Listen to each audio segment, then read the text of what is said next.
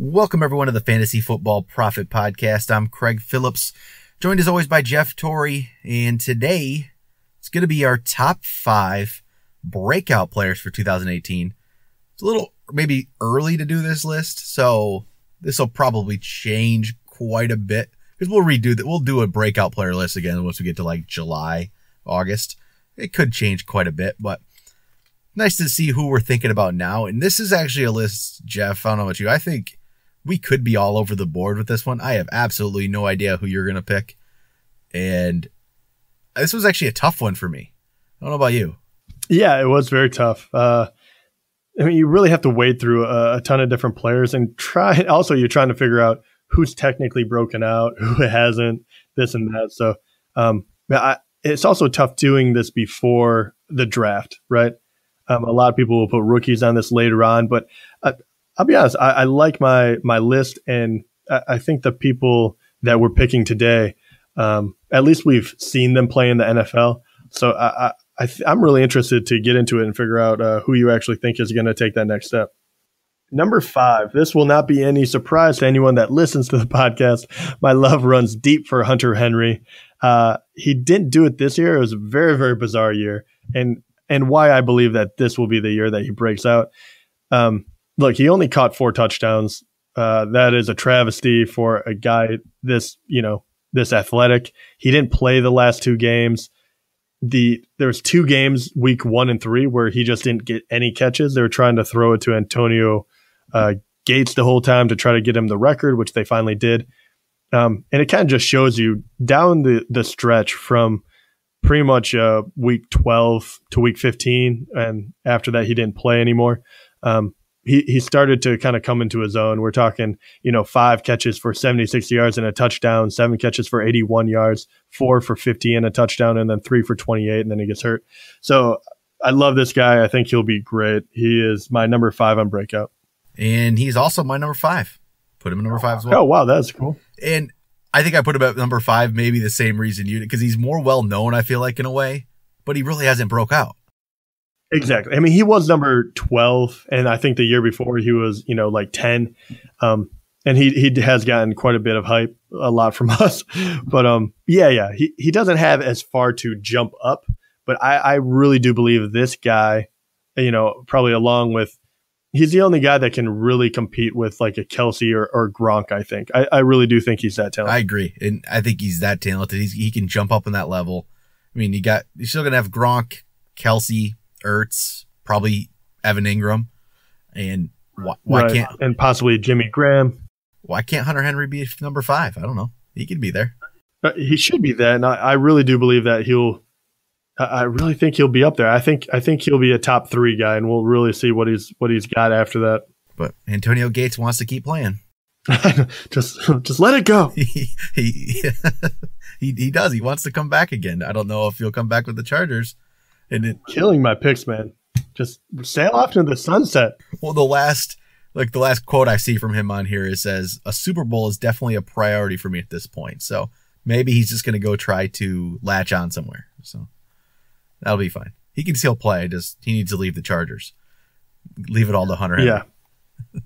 Yeah, absolutely. All right, so I'll go with my number 4 here, which I don't know how many people are thinking about this guy, probably at all.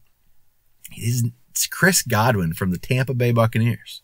Wow, that is a ballsy pick. I'll give you that. One of the reasons is I'm not 100% sure how sold on Deshaun Jackson they are. Is he? I don't know. I just have a feeling Godwin's going to start taking over a little bit more over from Jackson. Maybe not. I mean, Jackson will still be there, but I think we're up on this whole offense. This offense as a whole, anyway. We think it's going to be better. Jameis should be better. Evans should be better. Jackson, I don't know if he'll be there, but he's 31 years old. He's not quite the same player he was. But Chris Godwin, he played very well at the end of the year. I mean, the last 2 games were pretty good. He had 3 for 98, and then the final game he had 7 for 111 and a touchdown. Before that, I mean, he was okay, but he had 1 for 18 in week 15. But week 14, he was 5 for 68. So he started to show some signs that he could play, especially if you look from week 10 on. He was starting to show that he could do something. So this is kind of an out there pick. Maybe he won't, maybe he will. I think if the offense improves like I think it will, I think Godwin could be a part of that. And I think he could overtake Jackson, at least for that number 2 role. And, he's not going to be top 20 receiver, but I think he could end up being a guy that we actually talk about and we could actually use on, your wide receiver 3 or flex spot possibly weeks, especially in bye weeks. So I just think he's going to make himself relevant next year. All right. I like it as a ballsy pick. Why not? Hey, if it happens, I'm going to call, this is going to be I'm going to take claim to Chris Godwin. So yeah, no kidding. Got to do that once in a while. All right, who's your number 4? Number 4, and this one isn't going to surprise too many people. We always knew he was talented, but he was always in a tandem running back situation. I think Derrick Henry takes the next step. I think they finally give him the amount of carries he needs in order to produce. I think he's a bulk kind of guy. And you saw it in the playoffs, really. Before that, he had a ridiculous 28 carries at the end of the year against Jacksonville, but it's against Jacksonville, and he didn't fare all that well, at least rushing, but he caught enough to make up for it. But anytime he got 10 carries or over, he did pretty well. And he still managed to get 5 touchdowns, even though that offense struggled at times. He is just so big, so fast, so physical that if you give him the ball enough, he is going to produce. So I think DeMarco Murray keeps going down on how many carries they give him, and Derrick Henry's go up. And I think he will be a very good running back. Will he be in that top 10 discussion? That's tough because I still think that it's going to be a 2-back situation, but I think he is going to break out in the sense of he's going to be the main guy there. And I think he will challenge for that 10 spot, but maybe just outside of it. And he's actually my number 3. There we go. But I'm slightly hesitant on him. And it's not even because of him. It's more of the fact that I do feel like he's going to be overranked a little bit. The hype's going to be a little much. I think he will be drafted as a top 10 running back when it comes down to it. I think he'll be 9-10, that range. I really think that's what's going to happen with him. And yeah, you're right. So he's going to be a breakout, but he's not going to be a surprise to anyone. Yeah, he won't be a surprise, and he's not going to be a value in the draft because you're going to have to take a risk to get him. I believe because you're going to be drafting him as he's already the guy, he's already the starter, he's already done it, and he hasn't. So right, makes it more of a risk, but I think he's going to break out, especially from where he's at. So he deserves to be on the list. I know how this goes. It feels like he's going to be him and Jimmy Garoppolo. These guys are going to be, I think they're all going to be better. It's just they're going to be overranked next year. Yeah. It's actually kind of funny. It's a very interesting point to make too, though, because I feel like the 5 guys I came up with, the ones that have the best chance to break out, I think they're already kind of known, right? I think it's always one of those, either it's like a Hunter Henry where we've seen him kind of do it, but when is he going to take the helm? Same thing with Derrick Henry. And then moving forward in my picks too, I kind of feel the same way. Like they're not completely out of the blue. And that's what's dangerous about these.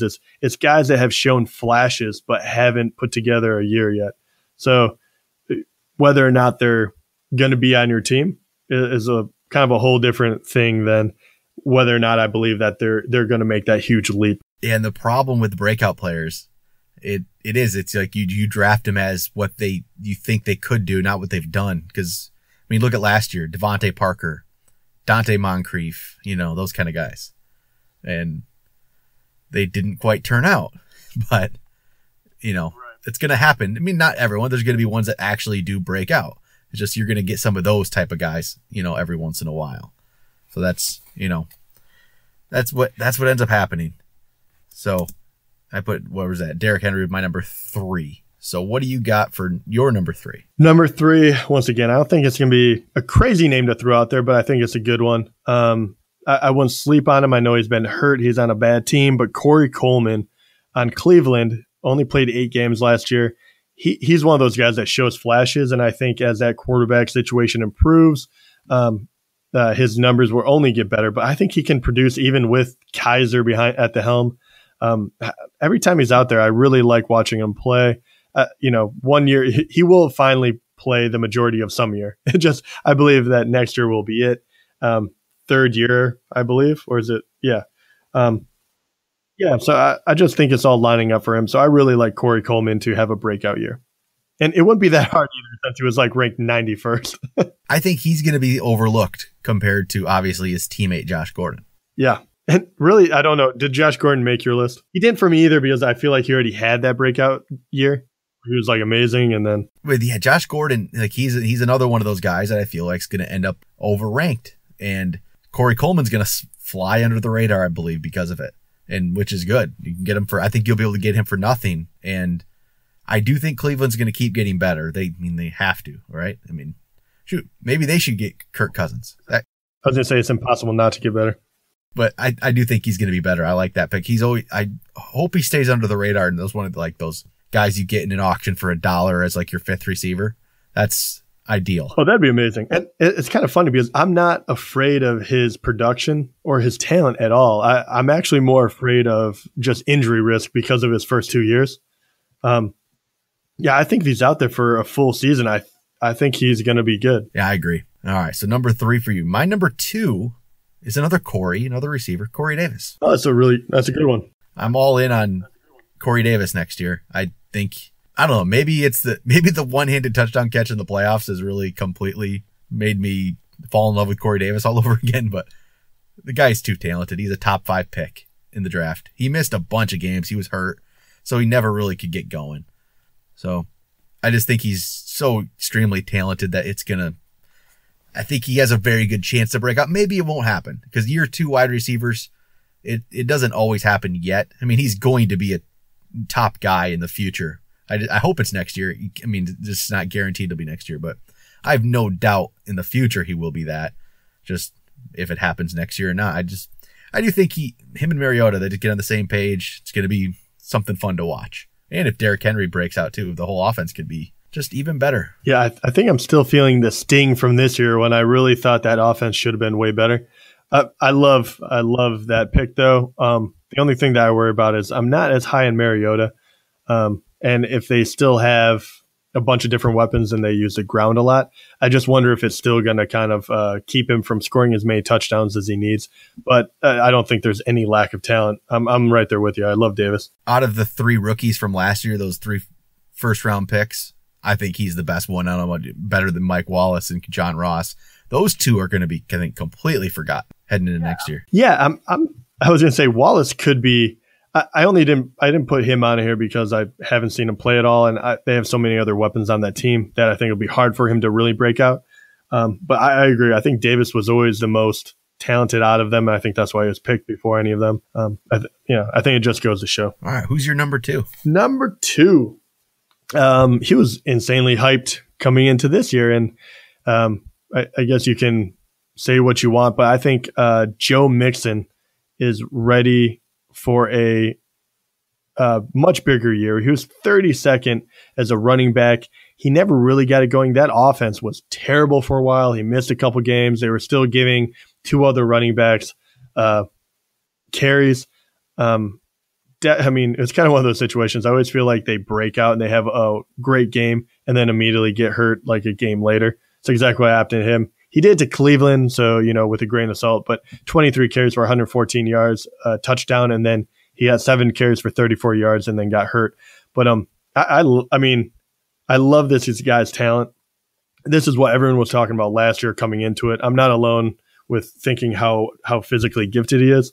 I think he can do it all. So I think Joe Mixon comes in at number 2 because he really is. He could be a focal point right behind AJ Green of that offense. And I think with Dalton, you desperately need to get that running game going. Yeah, Joe Mixon's my number 1. Yep, there we go. I just love what I see from him when I watch him play. And I just feel like it's just, sometimes you get that feeling about a guy that it's just, there's something there. And I really think it's something there. It just, the offense wasn't quite getting going, but I just think he's going to have, it reminds me so much of Le'Veon Bell, the way he looks when he plays. And even year 1 of Bell wasn't very good. It was very mediocre. People didn't really, he was in year 2. It wasn't like he was expected to become what he is now. He was what? He was a 2nd-round draft pick, I think, as well. Just like Mixon was. And in year 1, like Le'Veon Bell had 860 total yards or rushing yards and a 3.5 yards per attempt. I just see the similarities in how they look when they run the ball, the patience, and their first year in the league. I just see so much of a similarity between them in that regard. I don't know if Mixon has the pass catching ability that Bell has, but I just see such a similarity between the two. And I think Mixon's going to just really, really break out this year. And actually, what was it? 3.5 yards per carry is exactly what Mixon had this year too. So, hey, right there. I don't think Mixon's going to be Bell's level, but I see the similarities and I can see the jump happening. I mean, maybe he could be Bell's level in a few years. You never know, but I kind of like that comparison. And I think you're the one that brought it up. Forgive me if you already said this or whatever, but I believe you're talking about just watching him actually wait and look for holes and kind of letting the line and everything process. Like he's so physically gifted, kind of like Bell in the way that he can kind of cut and make space. Maybe doesn't look absolutely lightning quick like a Kamara, but he kind of just waits and it kind of comes to him. It almost makes it look like the game is much slower for him, where you don't see that, especially in a lot of rookies. Yeah, I 100% agree. That's exactly what he looks like out there. And I think that's going to translate very well. It's going to keep getting better. And I hope that people just kind of wait on him in the draft and he'll be one of those guys that can fall to you. And but again, we say that now. We're not going to be the only ones thinking this. We're going to bring it up a million times. Other people will. And then he'll probably go for what he should. So nobody can fly under the radar anymore. No. Yeah, not in many leagues anymore. All right. So who's your number one to wrap up the list? So number one overall, my list is running back heavy, and I continue to go with it. My number one overall breakout player is Dalvin Cook. Absolutely love the guy. He only got to play 4 games, unfortunately. Blew that knee out, but during those games, he averaged 4.8 yards a carry. He averaged at 88 yards a game, and he had 2 touchdowns as well. So they gave him the ball a ton too, which is great to see. They wanted to use him a lot. And you saw what Murray and McKinnon were able to do in his absence. They still were relevant running backs, and they aren't half of what he is. And that 4th week when he blew out his knee, he had 13 carries for 66 yards and a touchdown. He was just absolutely torching Detroit. And then he, obviously went down. But I think this guy is the real deal. And I think he is in a great spot. I think they want to run the ball and set up their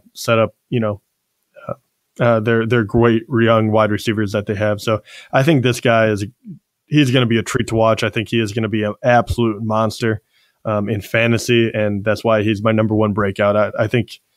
I almost think if he stays healthy, I think he's a guaranteed top 5 guy. I didn't even really think about him for my list for some reason, but yeah, he's going to be great. He was hurt like the entire year, so it's easy to forget about him, really. And I guess, you know what?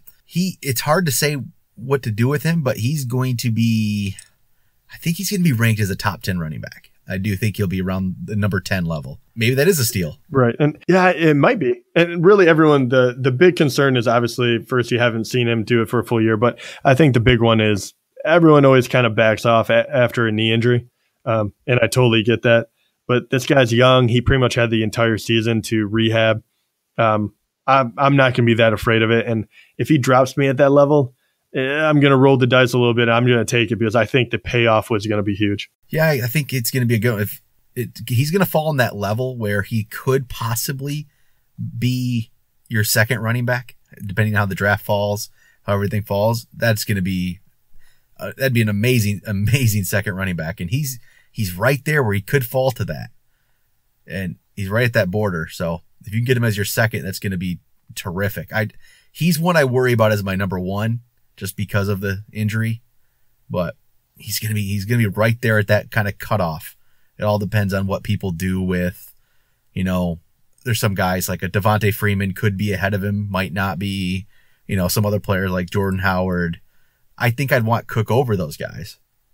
I think the potential is much greater for Cook. So there's going to be a lot of running backs. It's going to be. Yeah, no. The first year where I think this might actually shift, where I think is I think you're adding, like, compared to this year, right? We're kind of like, it's really, really shallow. We have the top guys at top, but even some of those got hurt, got come down. So I think there are probably 15 running backs deep I feel really, really good about. And then there's another level on top of that where I'm like, these guys aren't bad either. They're not the top end, but I think they're bruisers and they'll get you points. Way different than coming into this year. Yeah, it's going to be interesting to see if, I don't know, maybe you go with a different strategy and you get a top-end wide receiver because you don't worry about it because you still have a great running back in the second round. Yeah, I mean, it's possible. I mean, could be. We'll have to try out all these strategies in the mock drafts, see what works. One player I'm curious about, Cook. Would you rather have Cook or Mark Ingram? I would rather have Cook. Yeah, me too. Looking at that, I think I definitely want Cook over Mark Ingram. So yeah, I think that's about where he's going to fall. He's going to fall around a Mark Ingram type player. Yeah, I mean, if I looked at it really, really quick, my guess is Cook with the injury, he's probably going to fall around number 7 or 8 for me. Yeah, because there'll be Gurley, Bell, Zeke, David Johnson, Kamara, and 5 guys. Right, probably Gordon and Fournette, something like that. And Fournette 7. Cook probably is about the 8. Would you go Cook over McCoy? Yeah, so he's going to be in that level. So some people will put him as like the 8th. Some people might even put him as 7th.